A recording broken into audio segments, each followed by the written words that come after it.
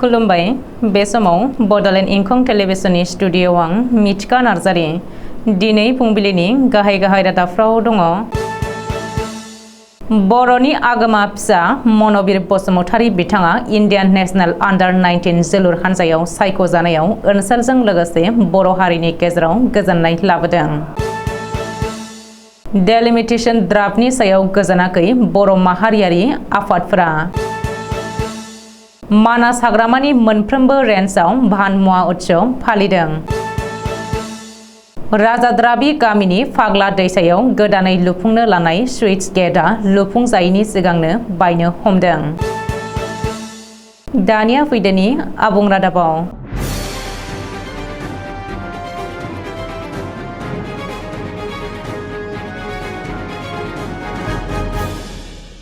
गसाइगाव महकुमानि सिङाव थानाय दावलिगुरि गामिनि थागिबि रबिराम बसुमतारीनि आंगो फिसाला मन'बिर बसुमतारी बिथाङा इन्डियान नेशनेल आन्डार 19 जोलुर हानजायाव सायख'जानायाव ओनसोलजों लोगोसे बर' हारिनि गेजेराव मोनसे गोजोननाय लाबोदों। मन'बिर बसुमतारीया उन्दै समनिफ्रायनो जोलुर जोनो मोजां मोनग्रा सुबुंमोन। बिथांनि नखरा जोबोद गोरिब थाखोनि नखर। थेवब्लाबो दुखु दाहाखौ नेवसिनानै बिथाङा जोलुर जोयोमोन आरो जोलुर जोनानै सानसे जाफुंसार जागोनखौ मिजिं लानानै जोलुर जोबोदोंमोन। बिथांनि साननाय एबा हास्थायनाया दिनै मोगथाङाव महर मोनबाय।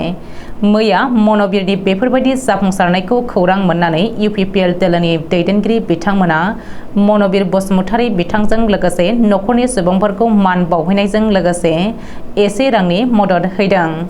लोगोसे हान्थिनायाव माबाफोर गोनांथि जायोब्ला मदद होगोन आरो न'सिम थांलाय फैलायनि थाखाय लामा खालामना होगोननि खोथा होदों।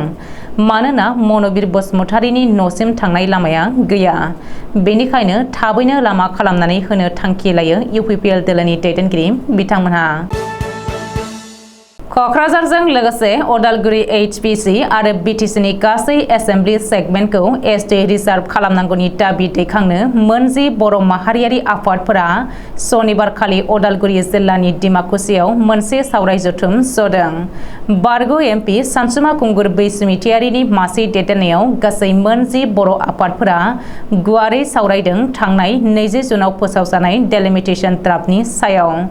गासैबो आफादफोरा आथिखालाव BTCनि मोनब्रै जिल्लायाव गासै मोननै फारियै क'क्राझार आरो अदालगुरि HPC पार्लियामेन्टारि सेगमेन्ट आरो बेनि गेजेरावनो 45 एसेम्बलि सेगमेन्टखौ ST रिजार्भ खालामजोबनांगौ होननानै बयबो खौसेयै भारतनि चिफ इलेक्शन कमिशननो दाबिलायनि मेम'रेन्डामखौ फैगौ 11 जुलाइनि सिगां गथायनो होननानै थांखि लादों। बे सावराय जथुम हाबाफारियाव बाहागो लानाय बर' माहारियारि आफादफोरानो जादों बर' सेनियर सिटिजेन फराम, बर' रेबग्रा जथुम, united tribal organisation, Udalguri senior citizen right movement committee, बनसु डेलिमिटेशन डिमान्ड मुभमेन्ट कमिटि, एक भलन्टियार फर्स, BGSM, बोजोब, XNDF-BT आरो गुबुन गुबुन माहारियारि आफादफोरा बे सावराय जथुम हाबाफारियाव सावरायनानै भारत संबिजिरनि मोनथाय होखानाय 6थि फारि बायदियै BTCनि सिङाव थानाय गासैबो पार्लियामेन्टारि आरो एसेम्बलि सेगमेन्टखौ ST रिजार्भ खालामजोबनायखौ लुबैदों।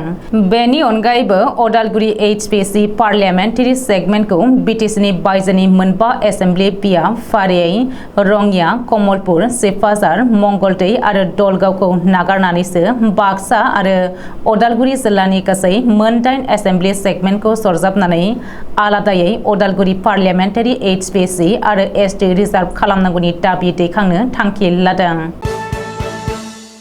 माहारियारि मानास हाग्रामानि मानास टाइगार रिजार्भ भुवानपारा रेन्जनि बानजायनायाव भान महा उत्सव 2023 जों लोब्बा लाखिनानै रुपहि हाथाइसालिनिफ्राय जागायनानै भुवानपारा रेन्जनि हानजा सुरनाय हाबाफारिजों लोगोसे सांग्रांथियारि मेलबो लानाय जादों।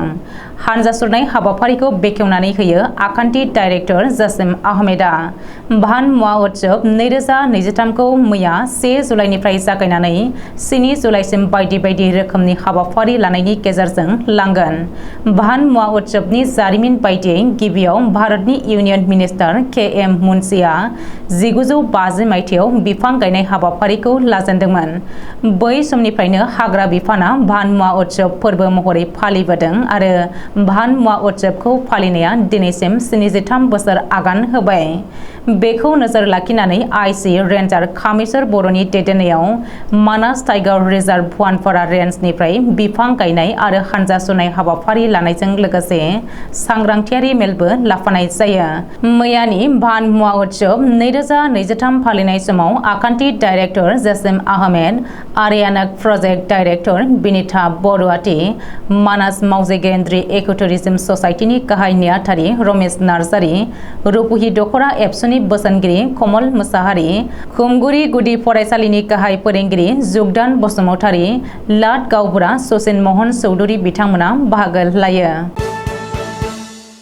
गसाइगाव महकुमानि सिङाव थानाय राजादाब्रि गामिनि फाग्ला दैसानि बायनाय बान्दोखौ गाहामै गाहाम लाखिनो थाखाय गोदानै थांनाय 5 एबा 6 दाननिफ्रायनो गंसे गोदानै सुइट्स गेट एबा दै बाज्रुमग्रा लुगासिनोमोन।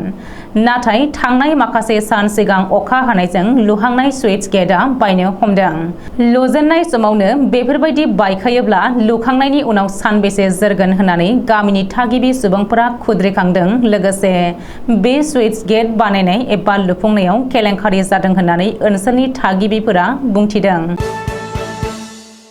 दिनै फुंबिलिनि रादाबा एसेनोसै। गोजोन्थों।